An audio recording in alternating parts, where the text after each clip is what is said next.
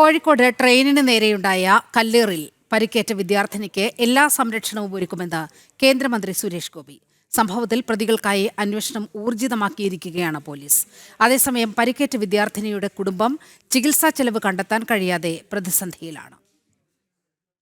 ട്രെയിനിന് നേരെയുണ്ടായ കല്ലേറിൽ പരിക്കേറ്റ വിദ്യാർത്ഥിനി ഐശ്വര്യ ചികിത്സയിൽ തുടരുന്ന കോഴിക്കോട്ടെ സ്വകാര്യ ആശുപത്രിയിലാണ് സുരേഷ് ഗോപി എത്തിയത്.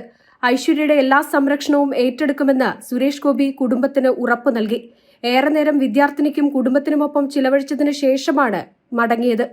റെയിൽവേ പോലീസുമായിട്ട് സംസാരിച്ചിട്ടുണ്ട്, കേസ് രജിസ്റ്റർ ചെയ്തിട്ടുണ്ട്. ഞാനിപ്പോൾ അദ്ദേഹത്തെ വിളിച്ച് സംസാരിച്ചു. ഇന്നിപ്പോൾ ഞാൻ രാത്രി അശ്വിനി വൈഷ്ണവിനെ വിളിച്ച് ഇതിൻ്റെ സംഭവങ്ങളെക്കുറിച്ച് ഇപ്പോൾ എനിക്ക് മുഴുവൻ ഒരു റിപ്പോർട്ട് വേണം. മറ്റ് പ്രദേശങ്ങളിലുമൊക്കെ ഇത് എങ്ങനെ രാജ്യത്തെവിടെയൊക്കെ ഇതിന് കർശനമായ ഒരു നിയമം കൊണ്ടുവന്ന് ഇത് കൂട്ടിക്കെട്ടിക്കണം. അതിനുവേണ്ടി ഞാൻ ജനങ്ങളുടെ കൂടെ നിൽക്കും. അതേസമയം ചികിത്സാ ചെലവ് കണ്ടെത്താൻ കഴിയാതെ പ്രതിസന്ധിയിലാണ് ഐശ്വര്യയുടെ കുടുംബം. മിനിസ്റ്റർ വന്നിരുന്നു, മിനിസ്റ്ററോട് എല്ലാ കാര്യങ്ങളും പറയുകയും മിനിസ്റ്റർ അത് നല്ലോണം കേൾക്കുകയും ഡോക്ടർമാർ സംസാരിക്കുകയും ഒക്കെ ചെയ്തിട്ടുണ്ട്. മിനിസ്റ്റർ നല്ലൊരു ഒരു വ്യക്തിത്വമുള്ള മനുഷ്യനാണെന്ന് എനിക്ക് തോന്നിയത്.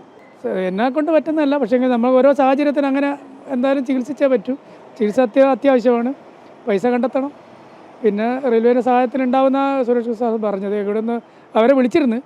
ഇക്കഴിഞ്ഞ തിങ്കളാഴ്ച രാത്രി 9:30യോടെയാണ് കണ്ണൂർ എക്സിക്യൂട്ടീവ് എക്സ്പ്രസിന് നേരെ കടലുണ്ടി വടക്കുംപാട് ഭാഗത്തുണ്ടായ കല്ലേറിൽ ഐശ്വര്യയ്ക്ക് ഗുരുതരമായി പരിക്കേറ്റത്.